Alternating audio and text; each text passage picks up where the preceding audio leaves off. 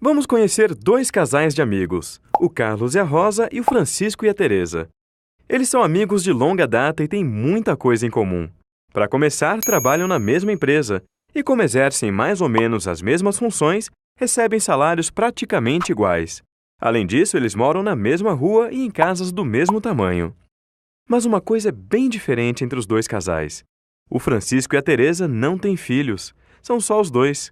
Já o Carlos e a Rosa têm 3 filhos, um mais agitado que o outro. Recentemente, o Francisco e a Teresa quiseram aumentar o tamanho da casa em que moram e decidiram construir um segundo andar. Foi uma obra trabalhosa que levou bastante tempo, mas no final ficou muito bonito. O Carlos e a Rosa, quando viram o resultado, pensaram na hora que deviam fazer o mesmo. Afinal, já era tempo de arrumar mais espaço para as crianças. Mas quando fizeram as contas, que pena! O dinheiro que ganhavam não era suficiente. Mas como então Francisco e a Teresa conseguiram aumentar a casa se o salário deles é o mesmo do Carlos e da Rosa? Não é difícil responder, não é mesmo? O Carlos e a Rosa têm 3 filhos. As despesas deles são muito maiores do que as do Francisco e da Teresa.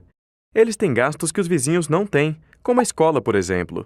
E outros gastos pesam mais no orçamento, como o supermercado, a luz, o gás. Por isso, sobra pouco para outras despesas, como fazer melhorias na casa.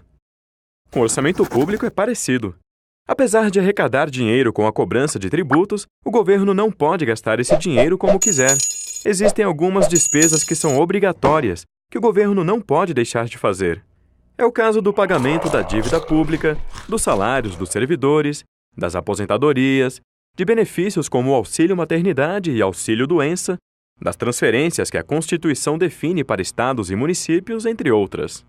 Quando essas despesas obrigatórias aumentam muito, sobra pouco para fazer outros gastos que também são importantes para o desenvolvimento do país, como o financiamento de pesquisas científicas, a melhoria do ensino, a modernização de hospitais, a construção de estradas. Esses gastos que são tão importantes, mas não são obrigatórios, têm um nome esquisito.